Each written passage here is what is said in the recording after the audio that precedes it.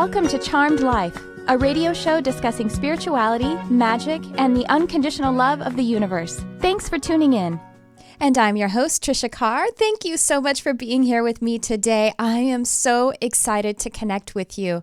First of all, I have to say, if you didn't hear the last episode, I really encourage you to go and listen to it, and then maybe even listen to it again. I had on Barbara Goldsmith, who is an astrologer and a channel, and she channeled the Pleiadians, and it was so fun. I have certain episodes where I just get tons and tons of feedback and tons of response on.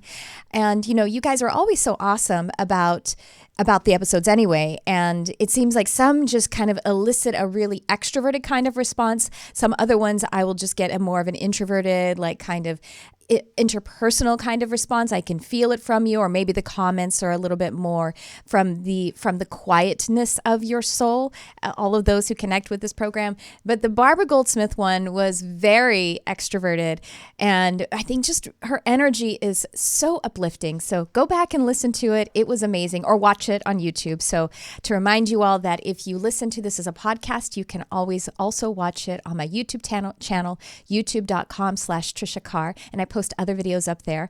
And you know what, guys, I have to tell you, I have a few things coming up with this particular, I have some things coming up. Let me tell you, on the YouTube channel, I'm going to be adding a segment about animals, but particularly about cats. And so keep an eye out for that on my YouTube channel. And what I'm going to do is start a separate podcast for the audio version, but you can find everything that I do there on the YouTube channel. I also am now on Insight Timer, so I have meditations up there. I have some meditations on my YouTube channel as well, but if you want to find me on Insight Timer and follow me, that would be awesome. I really like Insight Timer. There's actually a nice little community feeling there, and there's all kinds of resources, so go find me there if you will. So along the lines of telling you about what episode I just had, I thought I would also share with you what's coming up, because I have a really cool roster coming up. So the next episode after this one is a person who, her name is Michelle. I don't know how to pronounce her last name of the roster. I think it's Vezli, Vezli. I know her really well. She is an artist, she's a singer, and she is a channel, and she's just amazing. So she actually channels her music, and I'm really excited to connect with her on all of the work that she has going on. And then the week after that, we have Indra Singh on the show. She is amazing. She actually channels flowers and creates essences from the flowers. And then the week after that, which if you listen to it live will be June 2nd of 2019, Colin Bedell, who is an astrologer. Oh my gosh, he is so much fun. I just enjoy his videos. I see them on Facebook. I think he probably maybe puts them on YouTube as well. He probably has it on Instagram. I see him on Facebook. So good, so intelligent, but so entertaining at the same time. Really makes what I think is complex about astrology really digestible and easy to feel and understand. And what else is really cool about that June 2nd episode is that I'm going to have a couple of friends come in studio with me. A couple of my friends from other states are coming into town. They're my colleagues and my friends, one named Lauren Olivia, one named Chris Hoffman, and they're coming into town to have a little party with me, to play with me. So they'll be in studio with me, and they're also going to be here to celebrate the sort of grand opening of my studio, my Mystic Arts Academy that I talk about every now and again. I will be having on the first, the third in a series of workshops of journeying with your multidimensional guides. So if you are, again, listening live, the next one of these, a second in this series, is this coming Saturday. So go check it out. The link to check it out is in whatever the description, however you're watching or listening to this. But you can also just go to my website, triciacarcharm.com, go to Mystic Arts Academy. You'll be able to see all of the offerings that I have, the ones that are live classes, like the Multidimensional Guides class, and as well as the Intuitive and Mediumship Development class we have twice per month, and then other things that I have on demand. So go check that out. I would love to have you guys. You can join any of my programs online or in person, and it's going to be so much fun on the 1st and the 2nd. So I will see you guys there. And what else? Well, that's about it on the updates. I'm really excited to be here with you guys today. It is Mother's Day as we live broadcast this. And so I'm here just to spend time with you, just us. I'm excited for the guests that I have coming up, but I also love spending time in the shows that I do just one-on-one, just solo with you guys. And so today I wanted to talk about the mother of all manifestation. And that may sound like I'm going to kind of pin it down to one particular source or one particular energy. And I guess in a way we will get there. But there's all kinds of energies that would be that mothering kind of source that actually impacts your manifestation. And so let's get right into it. First of all, let me tell you that I am actually in training. I'm going to college to become a clinical hypnotherapist. 2 or 3 episodes back, I had on a lovely, gorgeous person named Desi Ivanova, and she's a clinical hypnotherapist, and she inspired me to get deep into the study so that I'm actually going to be certified in about 6 months.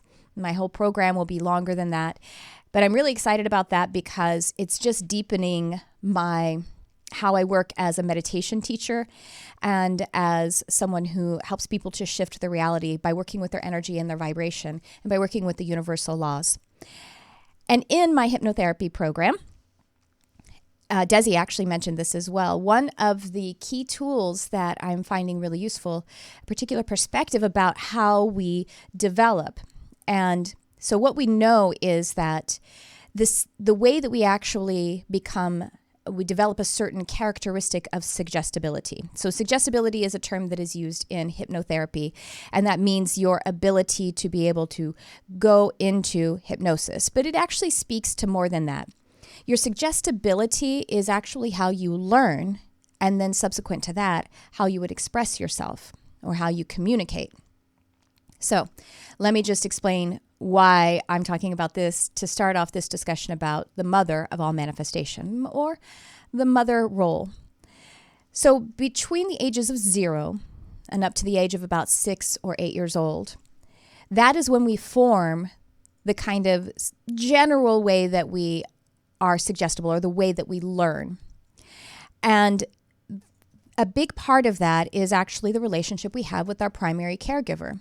So in the first couple of years, when we're just sort of, figuring out how to form some kind of personality, up to about age 2 is when we start to really speak, and so we're starting to express ourselves.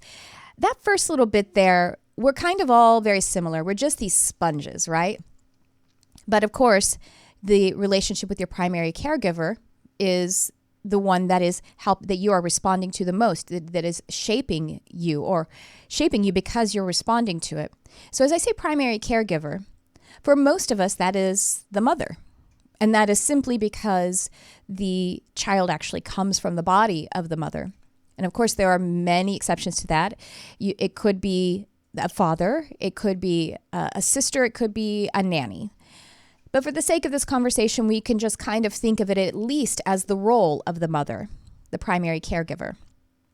And again, for most of us, that is just literally our physical mother, or maybe our adoptive mother. And so, as I say, how we learn, we can also see if how we learn or how we receive suggestion, that is another way to say how we magnetize to ourselves. How we actually receive, right? To magnet something to yourself. And then what we do with that information and how we actually process it will be how the converse side of that is how we express ourselves. And so that would be the electric energy. So this points us all to how we set up our electromagnetic field, which is another way that we say aura, or the energy that we vibrate from our being. So in the hypnotherapy training, there are 2 kind of basic ways that we categorize suggestibility. One is physical and one is emotional. And then there are a couple of subsets of that. One, a somnambulist, and another one is called the intellectual. And none are better than the other, but essentially the physical suggestible is one who receives information directly from the physical and then processes it in the being in a very literal way. But what's interesting is that way that you actually receive the information, then when you express it, tends to be very metaphorical and a more expressive kind of metaphorical speech. To sum it up, the physical suggestible, or the one who learns in that manner, is more of the right brain dominant person. Right brain being the intuitive and creative kind of mind. And then on the other side, we have the emotional suggestible, or the person who learns by more creative or metaphorical, more inferred information rather than literal. Then they process it and they tend to express it literally.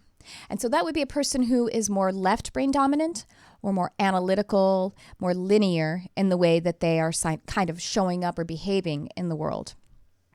So again, what I'm drawing out here for you is that from ages 0 to 6, the relationship we tend to have with our mother, or the mother role, is what shapes us to be more dominantly right-brained or left-brained. And of course, there are people who are more, like I say, what we call in hypnotherapy, somnambulists, or people that are just kind of more 50-50. And so there isn't one that is more dominant than the other necessarily. And nobody is 100% right-brained or 100% left-brained. And so you could be anywhere on this kind of scale. Me personally, I am actually 82% of that right brain, or 82% of that physical that will bring the information in literally and then express it sort of metaphorically. And so you can see right away that the role of mother kind of sets me from the age 0 to about 6 or 8, sets you up for a kind of very strong patterning for the rest of your life. And it really doesn't change. It doesn't change after that. And there are a lot of other observations, a lot of different modalities, psychology and science, and how the brain actually is formed that shows us those critical years as well. A lot of things get set up. And even in some on that age of understanding becomes, I think it's standard. Kurt, are you Catholic by any chance? No. You don't have any Catholicism in your background? Funny enough, my whole family's Catholic, and they thought they were taking me to a Catholic private school, and it was actually Lutheran, so I was raised Lutheran. So that's how that went. That's awesome. Yeah. Good research. So yes, the Catholic is all over my family, except for me. That's hilarious. I love that. I really like Lutheranism. There's a lot of beauty in that particular religion in the way that they, they hold their service. I've always had an affinity for it. I was married in a Lutheran church too, so. Oh, really? Yeah. My high school boyfriend's family was Lutheran, so actually in high school I went to a lot of Lutheran services, and I really appreciated it. Yeah, really beautiful. I love it. But yeah. Well, anyway, in Catholicism, as I understand, that catechism, the time that they actually do the confirmation, I believe that's around age 8. That's kind of the typical time that they sort of do that transfer of ownership to the child, the age of understanding.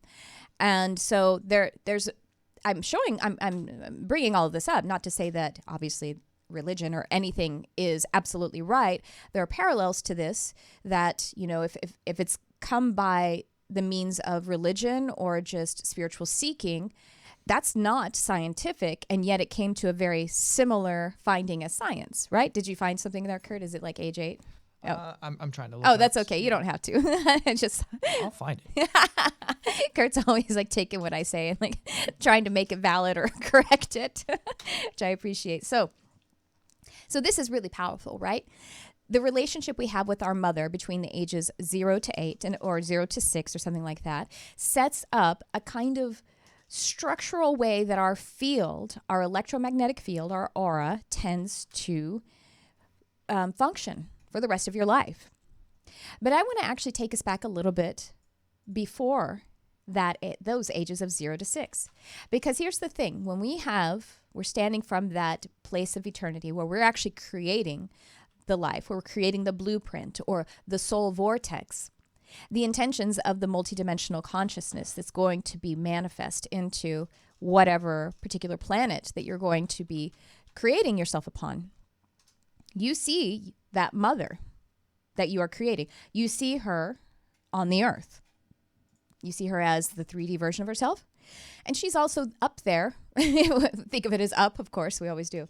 But she's also in that soul family, that conversation about creating your blueprint. So it's even before the physical life of 0 to 6 or 8. We call this contracts in mysticism and metaphysics, soul contracts.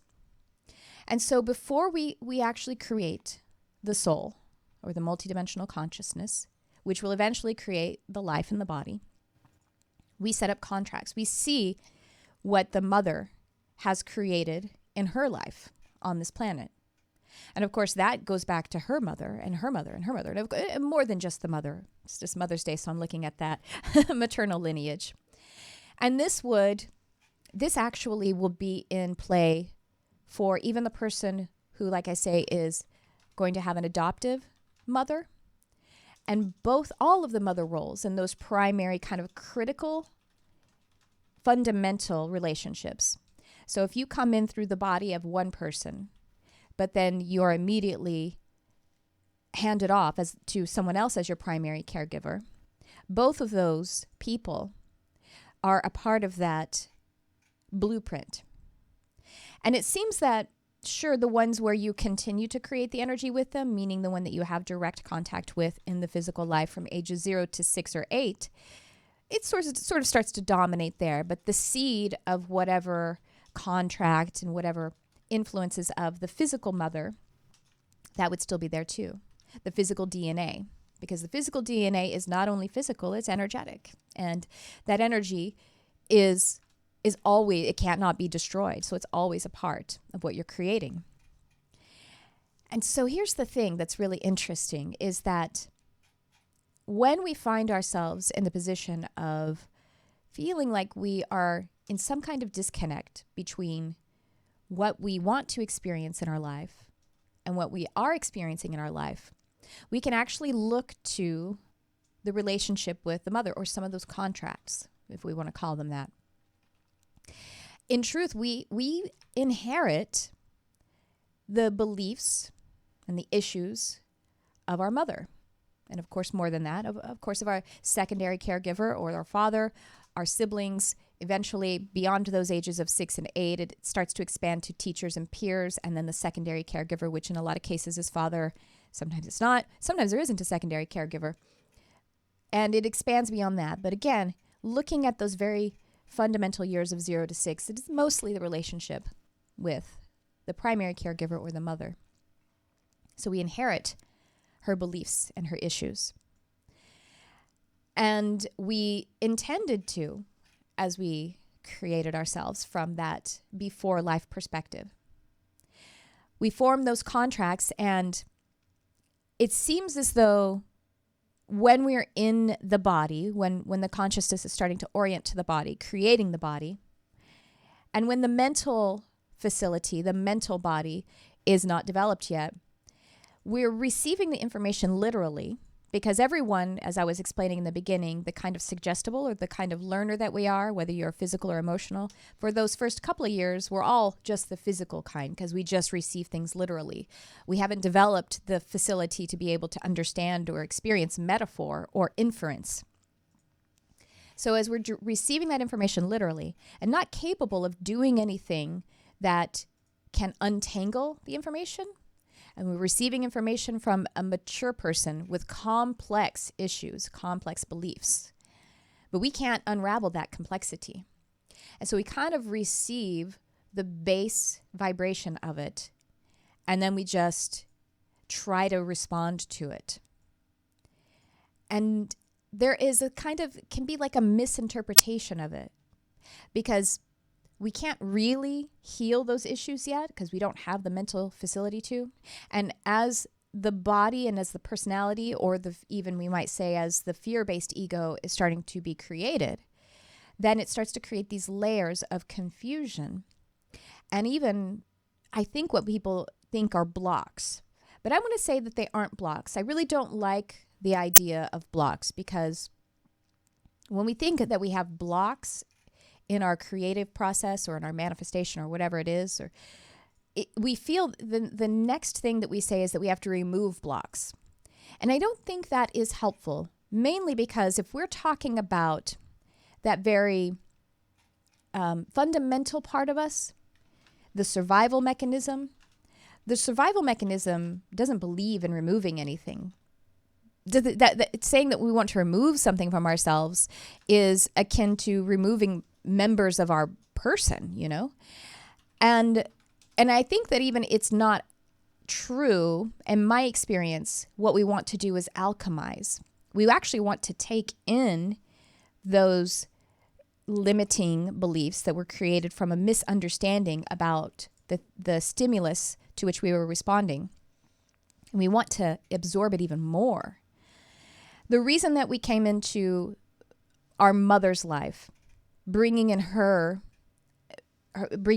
our own being her issues and her beliefs, some of which may be negative, there's actually a kind of intention to heal it. Healing it in the sense of not like a martyr, but to bring awareness to it, and again, to alchemize it and transmute it.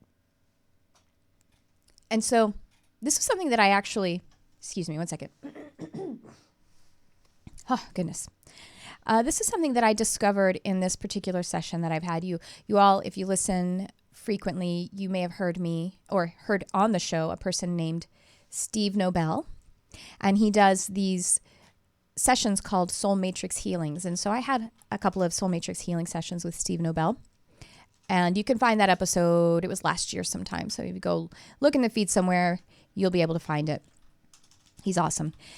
And so I had this session with Steve Nobel, and we actually we go deep into the field, into your own field, and we pull out all these different contracts. And one of the contracts that I recognized, it sort of just like struck me in this moment of claircognizance and this aha kind of experience. I realized that I had created a contract, and I really felt that it started when I was a baby. Again, when there's misunderstanding of what you're responding to. As a baby, I shifted what would have been a pre-birth intention to expand and heal and transmute and alchemize, all positive things, with my mother.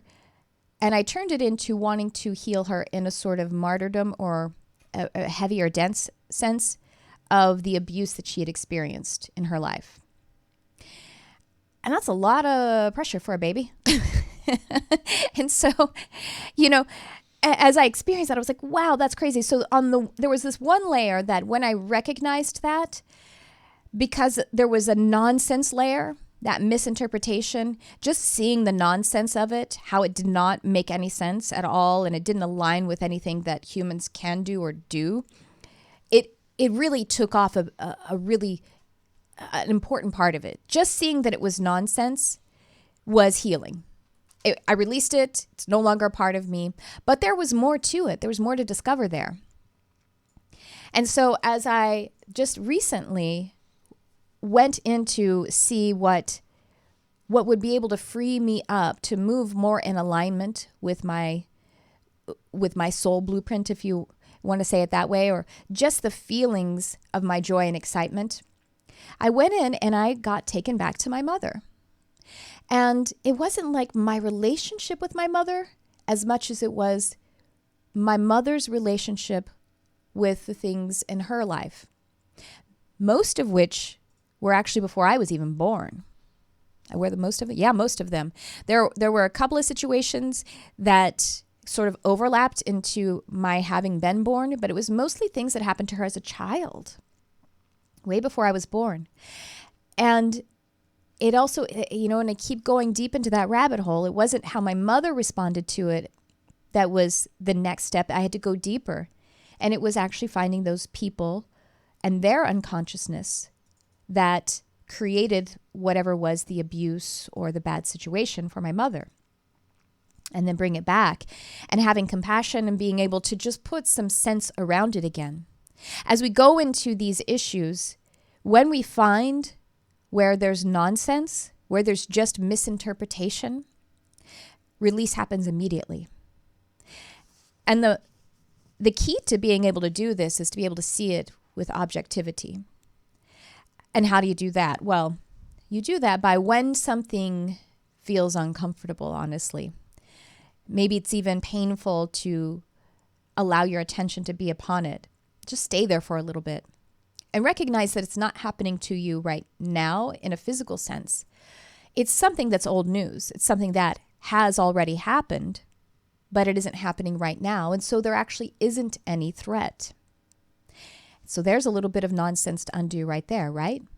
When we have an unconscious fear, we actually our unconscious mind is signaling to us that something is happening right now that literally isn't. Even if that unconscious mind is saying, be careful, don't let this happen again, it's experiencing the vibration of it truly as though it's happening right now. And so going in to look at the different kinds of limiting beliefs or the unconscious fears that we have is only a step forward in healing. Avoiding our own fears that we're just harboring inside, this dark closet that we don't want to open the door of the things that have happened to us or that we've observed in our lives, that's already a state of injury. And then opening that door doesn't re-injure us. It actually frees us from that injury because we recognize when we become objective to it, we recognize it's not literally happening now. And so there's the nonsense. And when we observe something as nonsensical, we are healed from it. Because we recognize, well, that's just not true. There is no boogeyman. There is no physical boogeyman, at least. Only the boogeyman that I create in my mind. And I am more sovereign than the things, than the subjects of my thoughts. Our thoughts are actually subject to us. We create our thoughts. There is an essence of I am that is primary to that is prime. And it is the unconscious kind of shield between you and that I am presence that keeps you under the rule of the thoughts being who you are, or the thoughts being the things that you identify to that keep you captive. Does that make sense? You are unconditional, and your thoughts are the conditions that you create. And so they are subject to you. Right? It's like your car is not the driver. You actually control your car. I just got a new car, so cars are on my mind. So I encourage you to go ahead and look at any of those fears. And, the technique we can use is, what am I afraid of? And you can, if it's about aligning with a relationship or aligning with finances or, a life purpose or lifestyle of some kind, what am I afraid of? And that will bring up the nonsense. And as soon as you see it as nonsense, you are free of it. You'll recognize that it is not your master, you are master of it.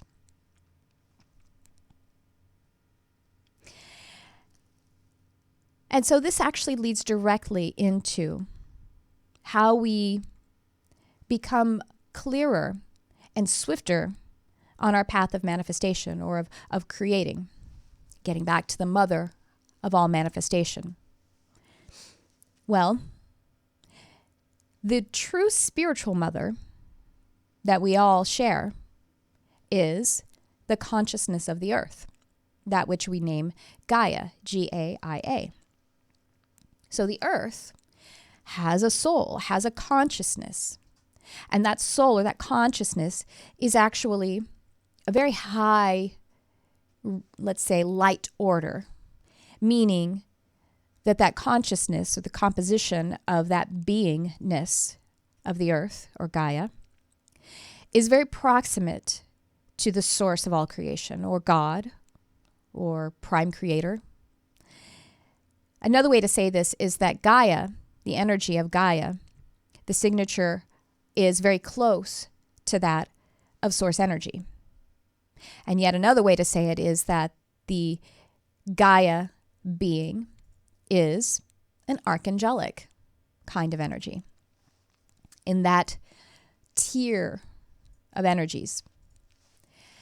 And so Gaia is, we say, Mother Earth, and the being, the spiritual being of Gaia is literally our mother.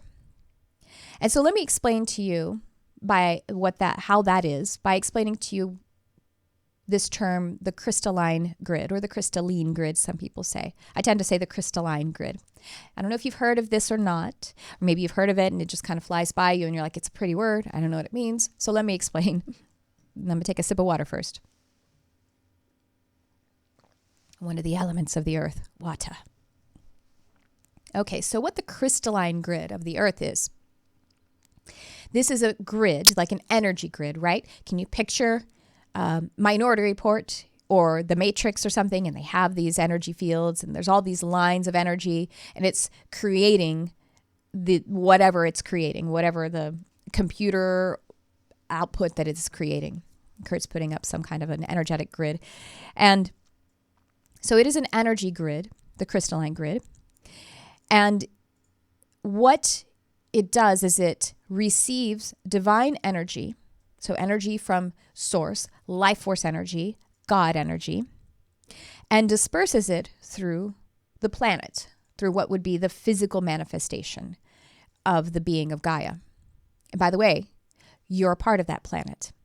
You are made of the same elements as the tree, and you are not separate. Just because you can jump up in the air, gravity pulls you right back down. And that's one of those physical laws that is maintained in accordance with the divine energy that is received and then dispensed by the crystalline grid. And it receives it through this vortexual kind of energy, or a vortex energy. You know what a vortex is? It's this spinning. If you think about a whirlpool, that is a vortex, not just a kind. That is a vortex. So an energetic vortex, and this draws into it, but it also expresses. Again, we're back to that electromagnetic experience. Electric means to give out, and magnetic means to draw in. And so that is the vortex energy that actually distributes as the crystalline grid of the earth. So the crystalline grid both absorbs divine energy, or receives it, and then distributes it. Again, the electro and the magnetic. And the other thing that the crystalline grid does is that it is a kind of like Akash for the earth experience. Akash being like the ether, and the crystalline grid is an interdimensional energy, meaning an etheric kind of energy, an energy that is metaphysical, just above physicality, but as a part of it as well. So something that we don't experience in 3D, but it is a part of 3D. It actually composes 3D. And so it also absorbs and records all of the activity of the earth, all of its inhabitants, and just everything that happens. So absolutely everything, including everything that you do, think and behave and all of that is recorded in the crystalline grid. And so that's a part of the receiving. So not only does the crystalline grid, or not only does Gaia receive divine energy, she also receives what we give her. So think about it as she is the mother.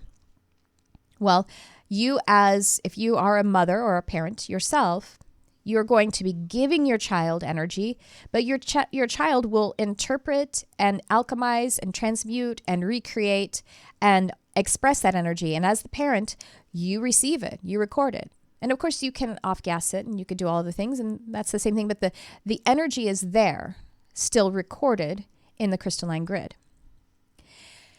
And so how this actually functions to be your literal mother is back to that vortex kind of energy that expresses the crystalline grid. The vortex cooperates with a vortex of divine. So as she receives divine energy, that's coming also from, let's say, another kind of vortex energy, because that's how energy will travel, essentially. So a source energy kind of vortex. But here's what's really cool is that back to that pre-birth experience, we actually get dispatched by an oversoul energy, and we hold counsel with our soul family and create our own little vortex of energy, which is what we think of as the soul, really. Our soul is a vortex of energy. So that vortex is an expression of source energy, and it communicates. It communicates with the vortex of the earth energy or the crystalline grid vortex. And then that actually begins to create your physical reality. These two vortices come together and create this vacuum, and that becomes matter. And that is what I think we are getting into with science, with the God particle, or with the whole theory of Big Bang and it being antimatter and matter that collide. That's what it feels like to me. Only obviously from the metaphysical and the mystical standpoint. But I think that science, I think that quantum physics in particular, is actually beginning to put on paper, literally and metaphorically, what mystics have been experiencing for millennia. And so this is how she is literally your mother. And it doesn't just stop with that time when you are born and then your body is created. You continue to receive divine energy in the same way the crystalline grid does, and then communicate it to, you are basically a filter. It's your free will that allows the divine energy to flow through you. Communicate that to Gaia, who receives it in the crystalline grid, and then disperses it. And how you receive that back as a creation is all in accordance with your free will as well. And so this is what brings us into the idea of being in alignment. We both want to be in alignment, an allowance of the divine energy flowing to us, and then allowing that to flow through us to communicate it to the crystalline grid, and then allowing the crystalline grid to communicate back to us, and that will become our reality.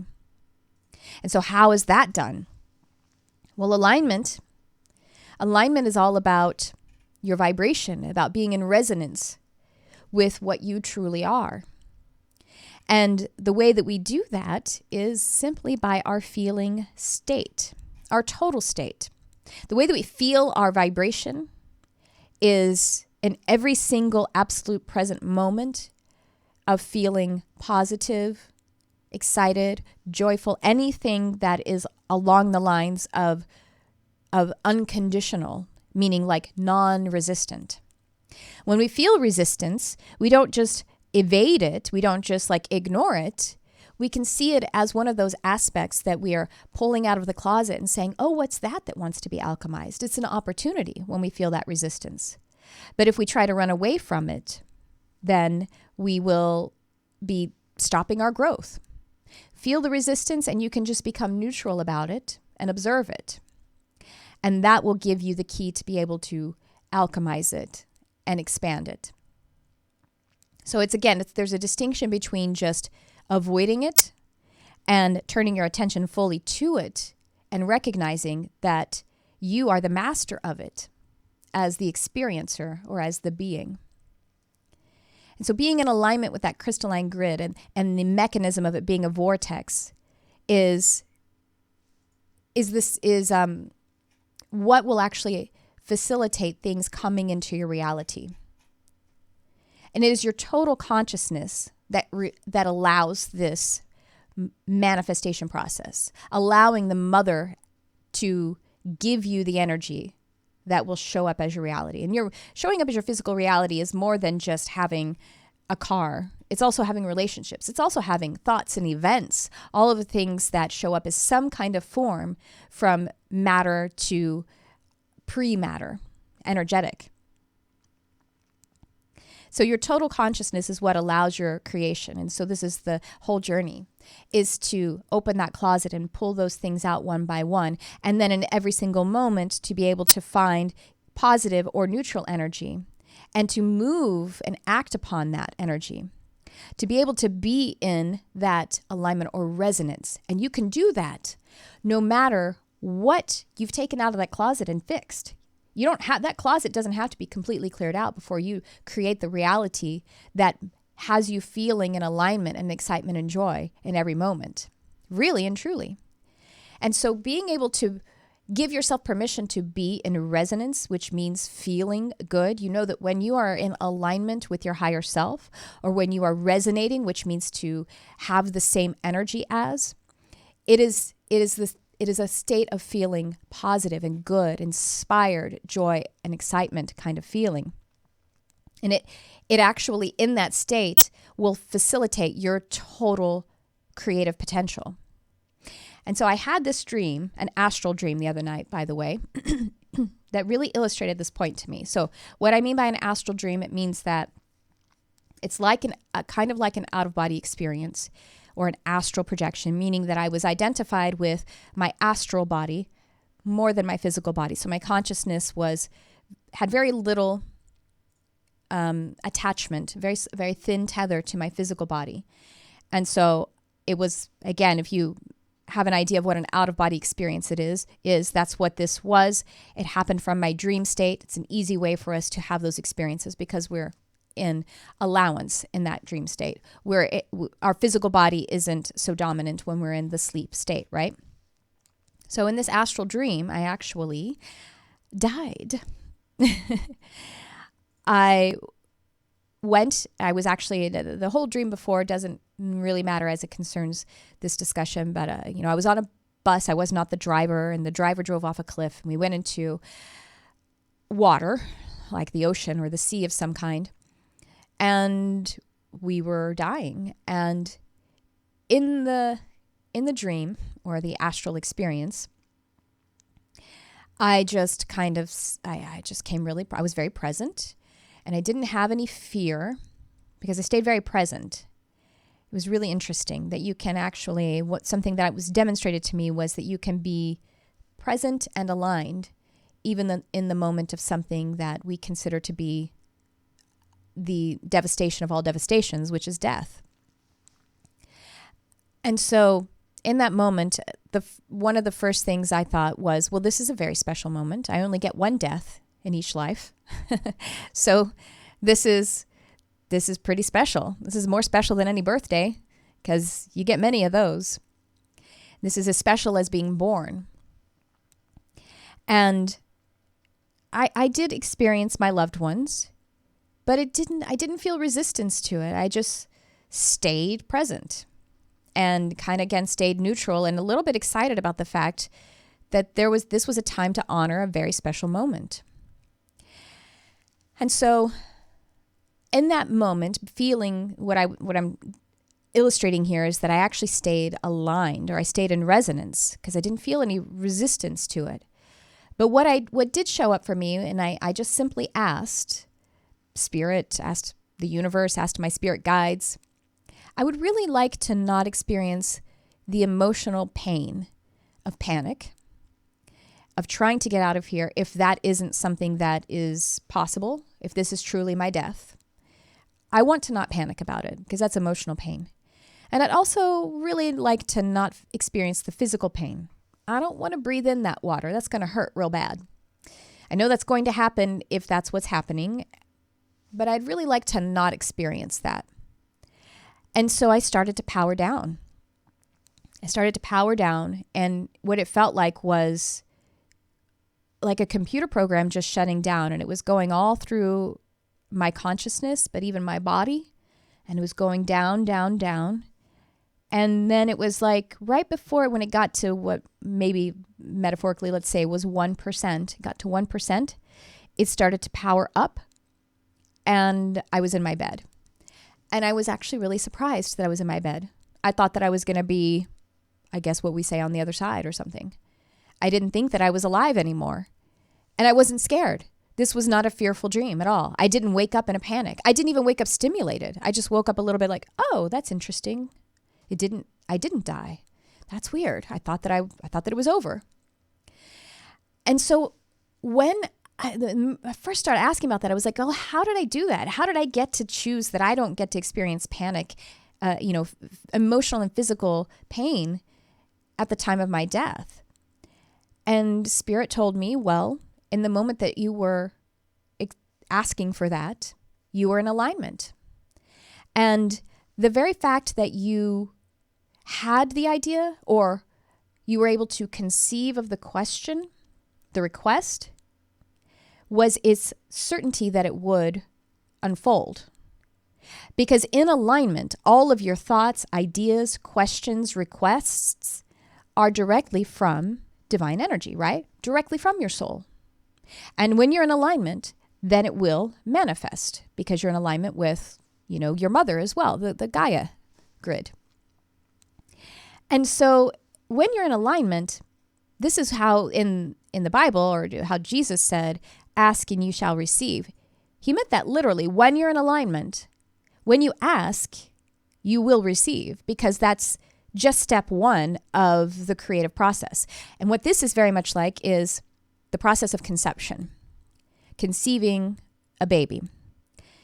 When you let's take me. The moment of my conception is just as much a part of, because it was aligned for me to become a physical human, conception was the certainty that it would happen. It was the first step of the certainty that it would happen. And so everything was present. There was all this intention that had set up around it, which was, there was the presence of the biological materials. There was the intentions that had happened before that experience of creating life, myself as well as my parents, and whether conscious or unconscious, because there are accidents supposedly, but it was still, there were all these intentions that led up to it. And because it was an aligned experience, conception is like having the idea, having the request. Even the fact that you could think of asking for something when you're in alignment is the certainty that it will happen because of the alignment. So, how do we do this? What's the takeaway? What are some techniques I would love to give you to be able to have this alignment process continue?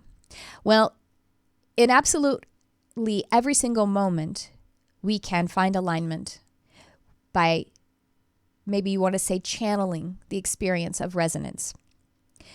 And how we do that is we disconnect from the conditions. We get into that absolute beingness. For me, this can really show up as the state of prayer, a living prayer. If you're someone who maybe came from the church like I did and came up with other people telling you what prayer is, I would encourage you to learn how to redeem the word, or if not the word, then the experience of prayer. Prayer is akin to the electric expression of the electromagnetic field. The magnetic expression being like the meditation, receiving. And prayer is connecting, like Gaia, with divine energy and then distributing it. And so prayer is actually you behaving in alignment, in accordance, and in absolute behavior with that crystalline grid. It's you being the crystalline grid. So you first receive the divine energy with the feeling state, and then you express it. And so that expression can be in words, it can be walking around, it can be in just how it exudes from you, a living kind of prayer. And then the way that we kind of are able to be more in that unconditional state or that living prayer, some maintenance we can do is being able to work with our vibration, work with our total consciousness, of which, like that mind complex, most of it is your subconscious mind. That is actually the one that is the mother aspect of your total mind. Your conscious mind is more of the father aspect, or the masculine. And so working with the mother aspect, the subconscious mind, is how we actually impress upon the field that which we will create. And so our meditation in the morning, our meditation before bed, because when we have a thought that comes into the conscious mind, something that we want to create, in order to bypass, we want it to bypass the critical mind and drop down into the subconscious mind, because that's how things actually manifest then. That's where the impression onto the field happens from that subconscious mind. About 80% of what you are, of what your consciousness is.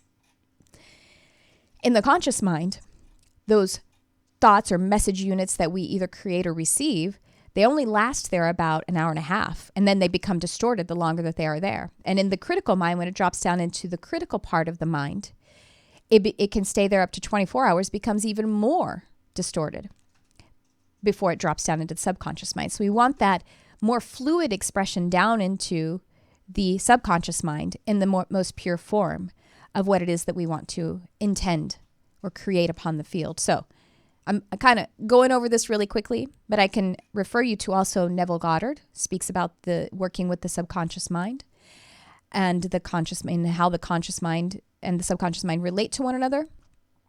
But I will tell you that the way that we can easily, when we have something, a thought or a message unit that is in the conscious mind moving down into that critical mind, that it will only drop down into the subconscious mind when we are able to bypass the critical mind, drop it past that, and that happens through sleep and meditation or hypnosis as well. Essentially, that's when we're able to step aside of that conscious and critical mind, and then the subconscious mind can do what she will do. So we have our prayer, which is a walking kind of meditation, an active alignment, aligning expression. It's behaving like the Crystalline Grid. It's aligning with Gaia. We have our meditation and our prayer before bed, because that will take all of those message units that are hanging out in our conscious mind, and we will take it into sleep. It'll drop down in there, and that's a very creative time. And then we have our morning meditation. And then when we do that, we will be, along those practices, we will then be able to have micro and mini experiences of alignment throughout the day, maybe even set a timer so that you can continue to raise your vibration and come into alignment in any moment, unconditionally, no matter what your life is like. And so the mother of all manifestation is you. It's how you allow divine energy to flow through you. And so that is what I have for you today on this Mother's Day. I wish you all the love, all the luck, all the blessing in the world. I feel you, I know you, and I appreciate you so much. Thank you for connecting with this work. Thanks for tuning in. I love you, whoever you are.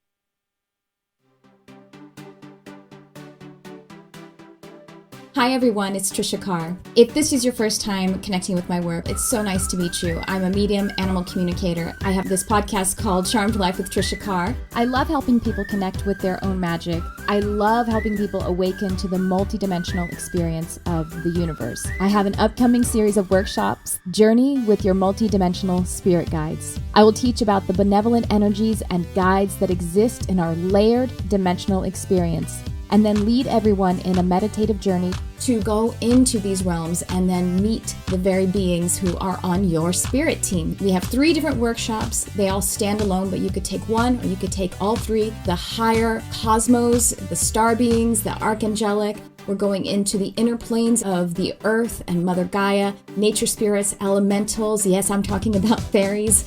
And we're even going to talk about unicorns and dragons. The manifesting plane and the heart and soul. Parallel selves, future selves, timeline work, telepathy. You guys, we're going deep. Journey with Your Multidimensional Spirit Guides are all live streamed workshops, so you can join from anywhere. You can also join in person here in Los Angeles. Space is limited for the local attendees. Every workshop is interactive and we'll have question and answer sessions. When we come together in this way, we just expand so much. You can find in the post below the link to read all about it, including the class agenda and a way to register your spot. I'll see you guys soon.